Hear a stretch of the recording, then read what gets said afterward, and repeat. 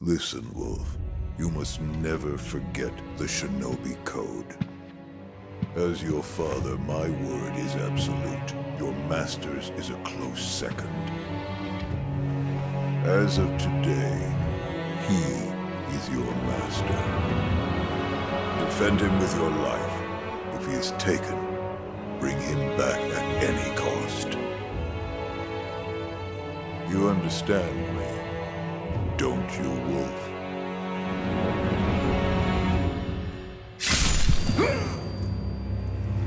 This was your last wish. To see Ashina returned from the great beyond.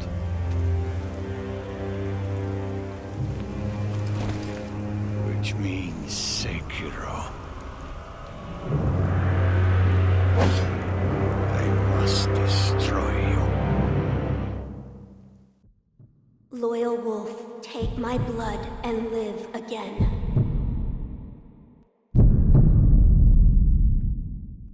You know, I don't like reusing similar video titles, especially with games in the same series, because it makes me look lazy, and I am not lazy. No, I'm really not. I'm not. You have to trust me, Daniel! But being in a whole lineup of games that are masterpieces themselves, it's unfathomable that it can have yet another in its lineup. I know Miyazaki is good, but this good? Come on now. But yet, every time I go back and play Sekiro Shadows Die Twice, I can't help but think that Miyazaki is receiving some divine revelations, because not only do I think Sekiro is a masterpiece, I also ask myself on a consistent basis, is Sekiro perfect? Now, as a fan of From Software, I always try to pull myself back and look at these games objectively, because when you tell somebody that most, if not all of the games these guys make are masterpieces, it's not a stretch for that person to instantly be pressing X to doubt. But when you look at Sekiro, and you remember how people started to get a little burnt out of the Souls formula after Dark Souls 3, to make a pivot to a game like this, and to do it as well as FromSoft did, is absolutely unreal. And when I use the word perfect, I use the same criteria I did for when I called Bloodborne perfect. For what it sets out to do with the Souls formula, how well does it accomplish it? That is the question that I have weighed in my head ever since I played this game. What makes Sekiro such a masterclass in action? And more importantly, is Sekiro Shadows Die Twice a perfect game? Well, you know what they say. Hesitation is defeat. So strap in, boys and girls, and let's get down to business. Sekiro Shadows Die Twice takes place in Sengoku-era Japan, in the land of Ashina. You are the shinobi known as Wolf, a guardian of the divine air, a little boy named Kuro, who's taken prisoner by the Ashina clan, who want his blood because it can grant immortality. But Kuro wants to shed his immortality, so you as his shinobi must help him sever the ties of immortality, while fighting your way through a land that is hostile in every way, shape, and form. From Andre the Giant, angry soldiers, giant f***ing roosters. What? As soon as you start playing Sekiro, you see this is not a traditional Souls game. This is not an RPG, so there's limited customization, and everybody is going to have the same tools to work with. You can choose what prosthetic tool to use, what combat arts and ninjutsu arts to equip, but everyone has a katana as their main weapon. And because of this, Sekiro is seen by some as the hardest game in the Souls series, because there's no cheap magic build you can use to one-shot enemies. Everyone is on the same playing field, and everyone who beats this game is on the same level of skill. But, enemies will still destroy you. Yeah, this is a Souls game, alright. But even without those RPG mechanics, the only word to describe Sekiro's combat is perfection. Even though you do have a simple sidestep dodge, how well you do in this game will be determined by one question. Can you parry, or can you not? Sekiro is known as the parry simulator. In fact, you can make the argument that it revolutionized parrying in video games, because coupled with the iconic posture bar mechanic that causes enemies to stagger the more you hit them, it was executed so flawlessly that if you told me today that Sekiro has the best combat in the Souls series, I'm not about to argue with you. And my god, the way this thing sounds when you hit another sword.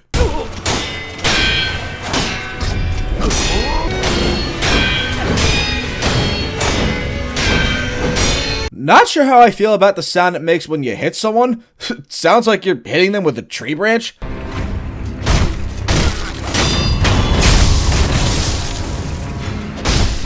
But when steel hits steel, sex! Now, Sekiro wasn't the first game to have parrying, and it was not even the first parry simulator. I think games like Metal Gear Rising back in the day. And it wasn't even the first to have an enemy stamina bar. The one that comes to my head is Neo back in 2017 that had this. But what Sekiro did was it combined both and fine-tuned it to work in tandem with one another in such a fluid and effortless fashion, all without any input lag when you parry, which, holy shit, that's a miracle in it itself. Because this game is entirely centered around parrying your enemies and how well you can recognize the cadence of attacks, it can be seen more like a rhythm game than an action game at times. This coupled with the Mariki counters, which is where you push an enemy's thrusting weapon into the ground, which is incredibly alpha, and while you're attacking them, they can parry you too, which is indicated by an orange hue, which is your indicator to stop attacking and get ready to parry yourself. But Sekiro's combat wouldn't be what it is without the good old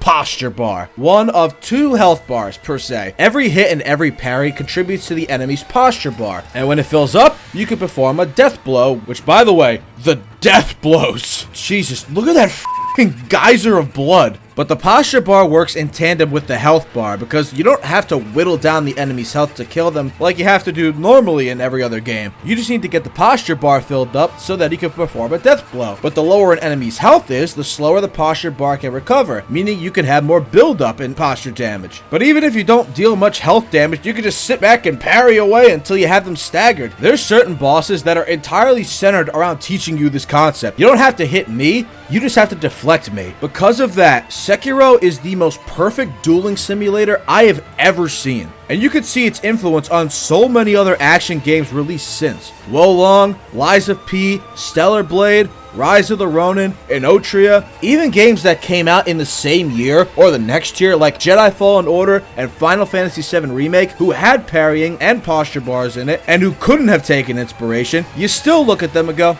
oh, Sekiro. It kinda had the same effect that Overwatch had on Lawbreakers back in the day. Both were hero shooters, both released the same year, both couldn't have possibly learned from one another, but Overwatch was so good, so that's the standard. Ironically, both these games were published by Activision. Doesn't mean anything, just wanted to point that out. This isn't even including your Shinobi prosthetic, your new arm that everyone should be encouraged to get. Don't ask how we got it though. This lets you equip different tools like a shuriken, an axe that destroys shields, a shield itself, firecrackers which stun enemies in front of you, which is the only one you should be using, and then you have combat arts, which are special moves that become defunct the minute you get the Mortal Blade. The combat is perfection, but all of this, and I still haven't mentioned that this game is also about stealth. You, of course, are a shinobi, so a lot of the time, you're going to be sneaking around, and the stealth in this game is pretty good. A lot of places to hide, the AI is pretty decent, they can spot you from a pretty good distance away. I mean, it's not Assassin's Creed, but I mean, for a stealth game, I'm not complaining. But then we get to stealth kills, and it seems I've misplaced my knife. Oh well, let me just... Bro, Wolf doesn't f*** around. And getting on top of buildings and trees with a grappling hook to then pounce down on an enemy with an air assassination feels brutal as hell. Don't care that this is the least subtle takedown ever. So that's the stealth. But through all of this, Sekiro is also different because what does the title say? Loyal wolf, take my blood and live again.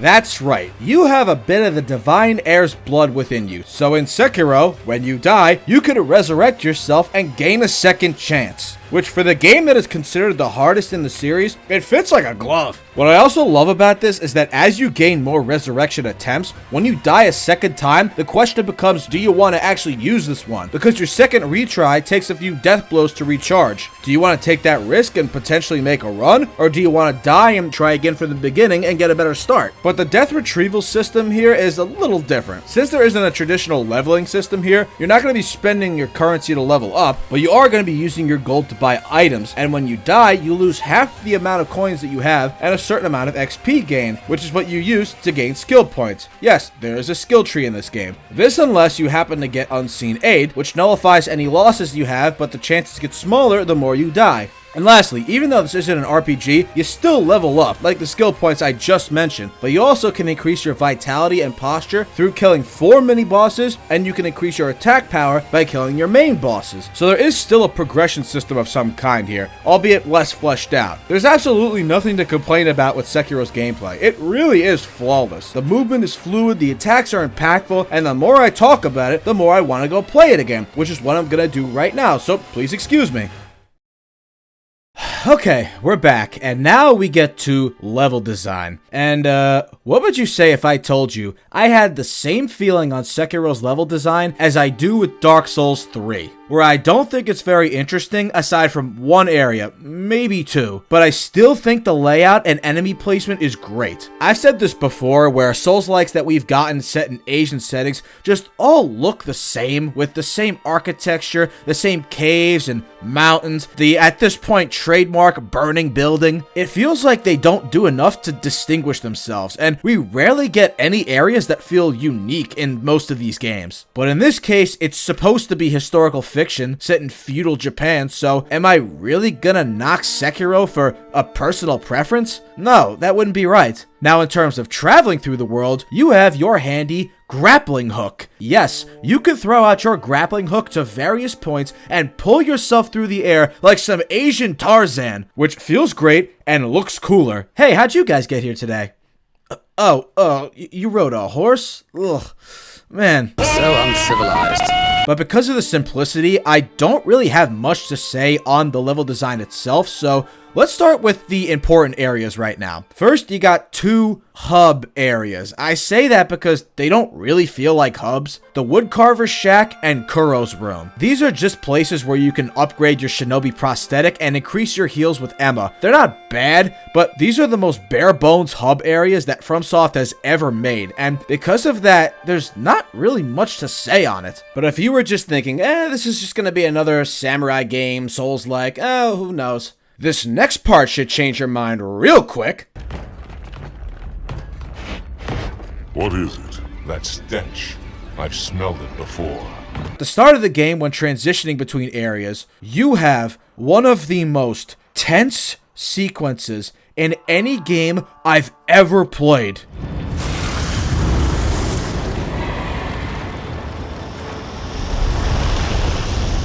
FromSoft doesn't do things like this in games, but damn, if you weren't comfortable doing stealth before, it's time to learn. The genuine nervousness I felt when crossing between bushes that this massive snake was gonna eat me alive is not something I feel often outside of some horror games. The final seconds of this are straight perfection. This feeling of, this is it, I have nowhere to go, this snake's gonna see me, to the relief that comes with this beautiful little red ball. There's not a lot that can top this. Then we got our main area of the game, the Anor Londo, the Irithyll, the Cathedral Ward of Sekiro. Ashina Castle. This place connects to almost all the major areas in the game and where you start most of your runs. The place itself is crawling with soldiers. The rooftops are guarded by annoying homeless men, the Nightjar Ninja. Okay, so I feel like there's another guard around here. What the hell is— oh shit! But Ashina Castle connects to 3 main places you have to go: the Sunken Valley, Senpo Temple, and Ashina Depths. The Sunken Valley is a snowy mountain range filled with snipers, but seeing as though you can deflect bullets, surely this won't be much of a problem, right? You know, there's a much smarter way to handle this, but damn it, I can never resist.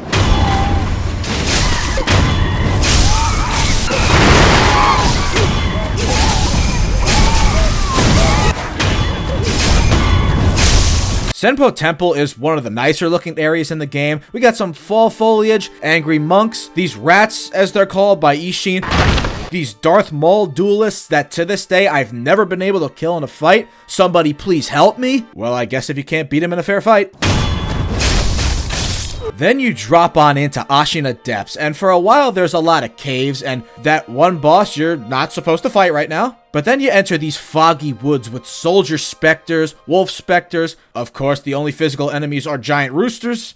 I have so many questions. I always love the flute playing in this area. Love the foreshadowing with the Mist Noble. Mibu Village is one of the 2 areas that, in my opinion, feel unique in this game. But Jesus Christ, where do you guys keep coming from? How many more of you guys do I have to kill? I'll strike you down as many times as it takes! Oh my god, it's a woman. Too bad I can't get them to watch my videos. Why must everyone hide him from me? Of course she's crazy. Then we reach, by far, the best area and the most beautiful area in this game, and the most unique area in any Asian setting Souls game. Fountainhead Palace. This place, there's just no words. The color, the architecture,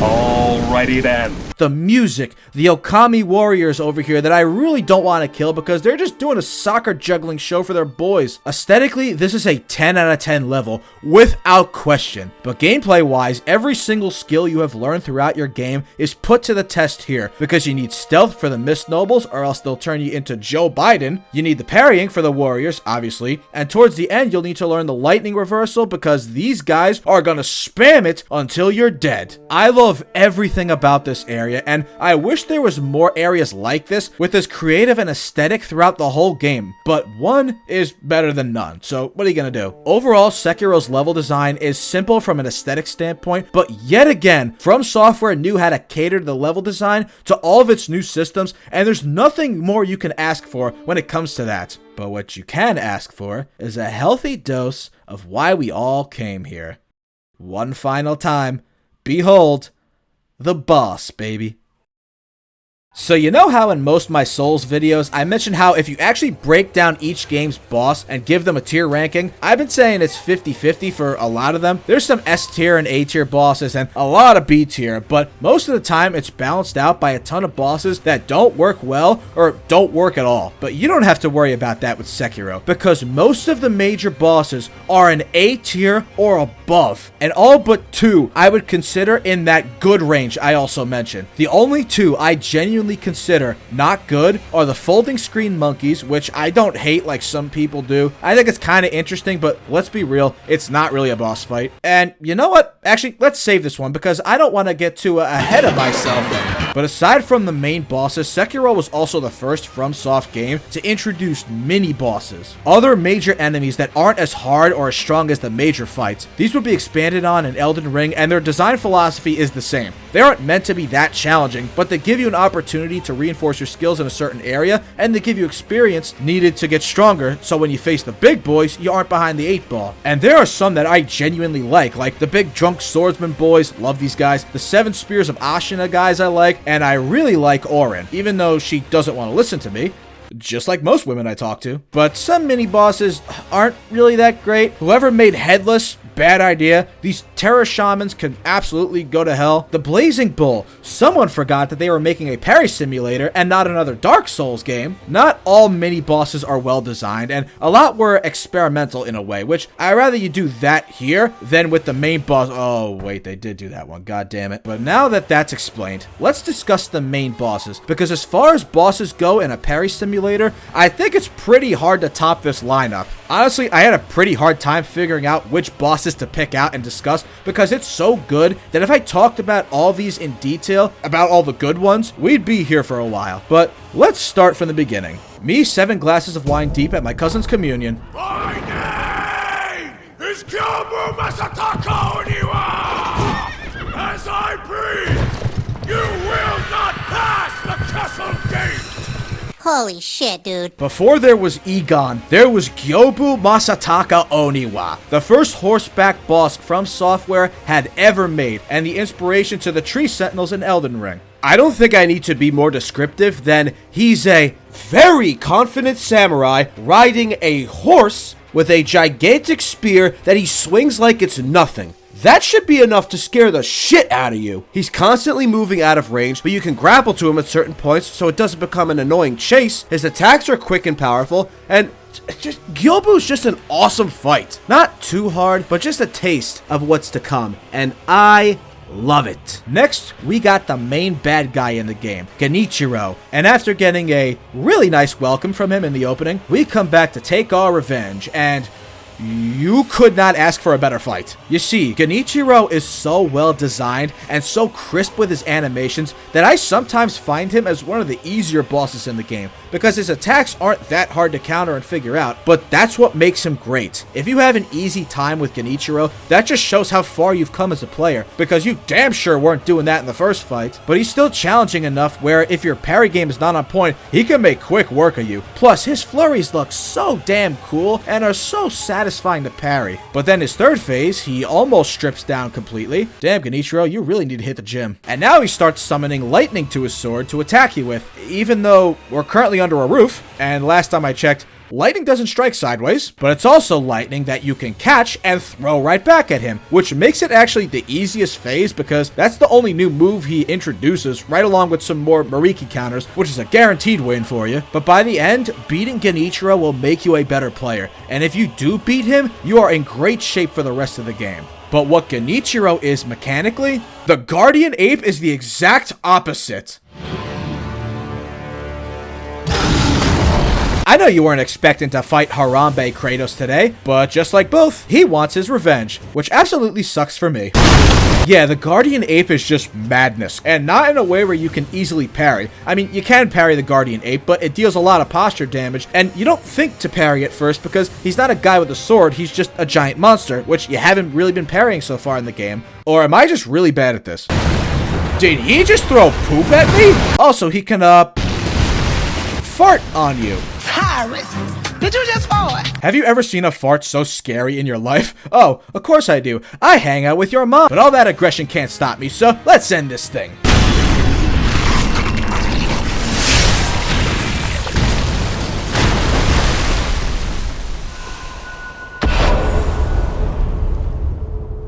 Whew. Alright. Damn, that was tougher than I thought. Should I take a shot? Wait, what? What the hell? But I got the Shinobi Execution, what?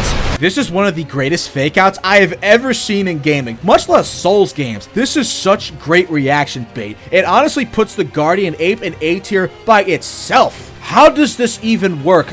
Does anybody even care? Now you can parry this fool without being wary, but it doesn't make it easier. The Guardian Ape from a mechanics standpoint should not work in a game about parrying, but it does, and that's what makes it great. But you know what would make it more great? If I fought both faces of the Guardian Ape at the same time. Wouldn't that be awesome? It's the biggest piece of dog shit. But you want to talk great? How about Owl, your father figure? The man who you owe more loyalty to than your lord according to the Iron Code of the Shinobi. But if you choose to side with Kuro instead of Owl, you now have to fight him to the death. The man who taught you everything, the man who made you who you are today, and when you fight him, you can tell. What's great about Owl's fight is that some of his moves are also moves that you have yourself. Jumping off enemies, throwing a shuriken before coming in hard, throwing firecrackers, Mariki counters. Jesus, that is a long sword. Yes, it is. Now suck. When he's not doing all that, he's tossing this little bomb thing that prevents you from healing if you get caught by it. If Genichiro was a test to see how far you've come, Owl is a test to see if you can actually finish the game. And they could not have done it better. Actually, they can. And they did. You see, Souls players will fight a great boss like, let's say, Artorias, and they're in their weaker form, which makes us wonder, what would happen if we fought these guys in their prime? Well, in Sekiro, we got our question answered. Say hello to Owl Father, one of the greatest boss fights FromSoft has ever made. Through very convoluted means, you can unlock a secret memory of Wolf fighting his father in his prime, and it is basically the first fight on steroids. Owl Father is faster, quicker, much more punishing. He's got magic powers now. Basically, if you're not constantly moving in this fight and not memorizing every single attack rhythm, you are going to lose. This is a fight that separates the men from the boys, and it is absolutely glorious when you beat this guy. There's much more to say about more of the bosses in Sekiro, but I think you get the general idea. The boss fights in this game are insanely well made, and they're fun as hell to fight, which is why it was a genius idea to put into the game the Reflection of Strength, which is one of the best ideas FromSoft has ever conceived. Every major boss you beat can be fought again, as many times as you want. You don't need to play through the whole game again to fight a boss you want. You can just fire it up and hop into it, which of course I do every single time. I'm not sure why FromSoft didn't bring this into Elden Ring with Remembrance bosses. If I had to guess, maybe since there's more RPG mechanics, they couldn't really figure out a way to balance everything equally. But imagine if at any point you could go back and fight Radahn again. Promised consort Radahn, of course. Am I the only one who likes this fight? You also have the Gauntlets of Strength, which I'm scared to even talk about, but when you wrap this up into a neat little package, Sekiro can arguably be considered the most consistent boss design FromSoftware has ever done. And if you don't believe me, go fire the game up and just play a boss again. It's that easy. What also makes Sekiro different from its predecessors is that it's way more story-focused. Now, it's not a cinematic narrative experience, but it just spends more time building specific characters throughout the plot, namely Wolf, the first set protagonist FromSoft has ever made, and they even got Charles from Red Dead 2 to voice him, Noshir Dalal, which is really trippy hearing a character actually talk in a Souls game, even though he can kinda have Ethan Winters syndrome sometimes. Shinobi prosthetic, an offering. A sample of his blood. One who opposes the Buddha? What the hell is going on here? But he isn't overbearing with his dialogue, so he still feels like a Souls protagonist, and the relationship between him and Kuro is actually pretty compelling. Wolf's entire purpose as a shinobi is to protect the Divine Heir, who is specifically being sought after because his blood grants immortality, which, yeah, I don't need to explain why a nation on the brink of collapse would want something like this. But at the start of the game, he's just sitting in a hole, seemingly depressed as hell, and we don't know why. The soldiers you sneak past say he's lost his will to live, but why? Why has he? Well, even he doesn't remember the reason. You need a specific bell to delve into Wolf's mind to find out that 3 years ago, Kuro's home, the Harada estate, was raided by bandits and Wolf was killed by someone suspicious. Unable to save Kuro from being captured, but just before he loses consciousness, Kuro gives him his blood so he can live again. All just because he tried to save him. It's at here that a bond between Lord and Master was formed. I hope he's alright. Huh? Oh, Wolf, are you unhurt? My lord. Ah, this is for you. Through all of this, you also start to feel for Kuro because everybody's trying to get a piece of him and he's just a child. He didn't ask to have the dragon's blood. Like, come on, bro. He doesn't even have pubes yet. Give him a break.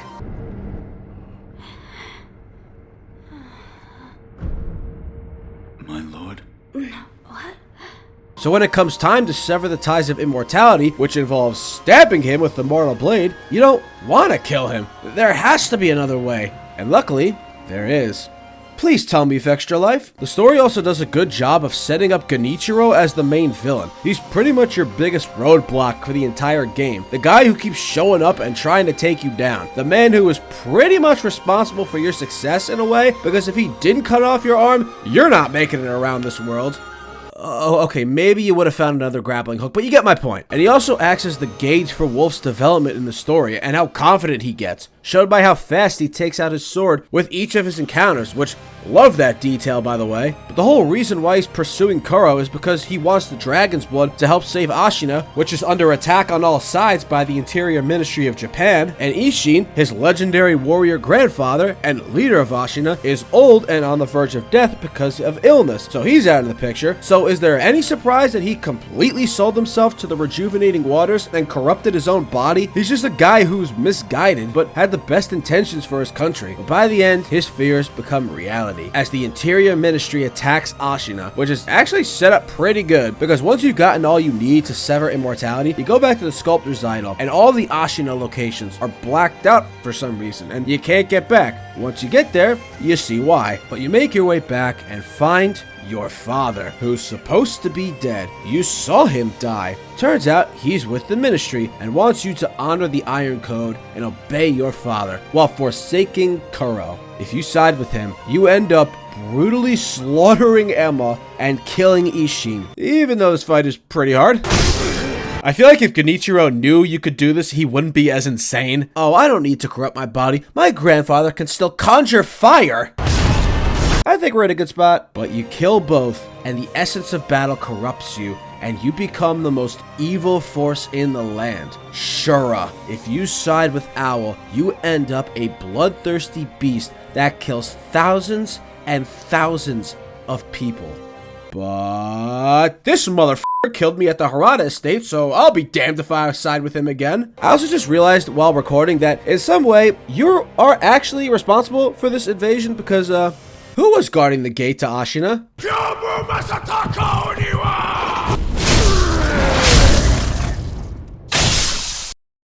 Sorry guys, but all of this leads you to the end, where you have one final showdown. Ashina is collapsing, Isshin is dead, and the only thing standing between you and severed immortality is Genichiro, with a second mortal blade? Where the hell was that thing the whole time? One final time you fight, and you whoop his ass completely. He only gets one health bar. I mean, come on. But it turns out, this mortal blade holds the key to opening the gates of the underworld, and with his final act, he slices his turkey neck, and out pops.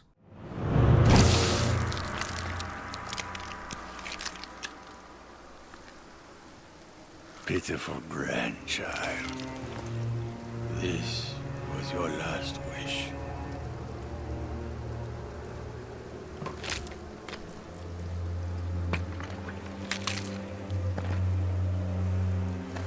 To see Ashina returned from the great beyond.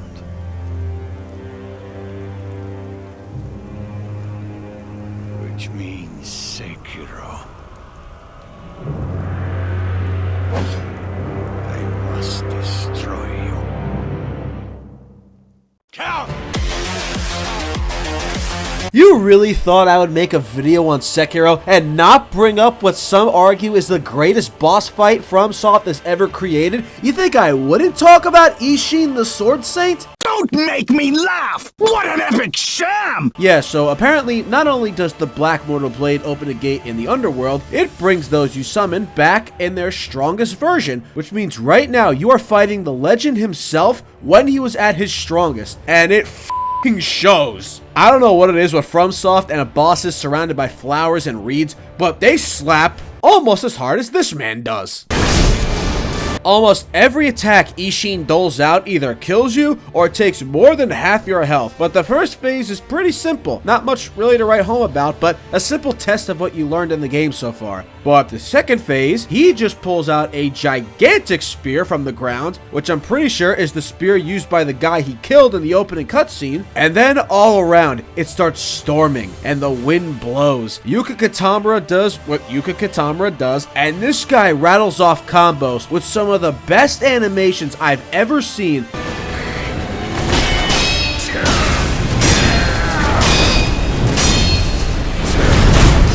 And combos with Mariki counters at the speed that he does, and just the way this fight flows, there's absolutely nothing like it. But although I know where the spear comes from, what's escaping me right now is where he gets the gun from.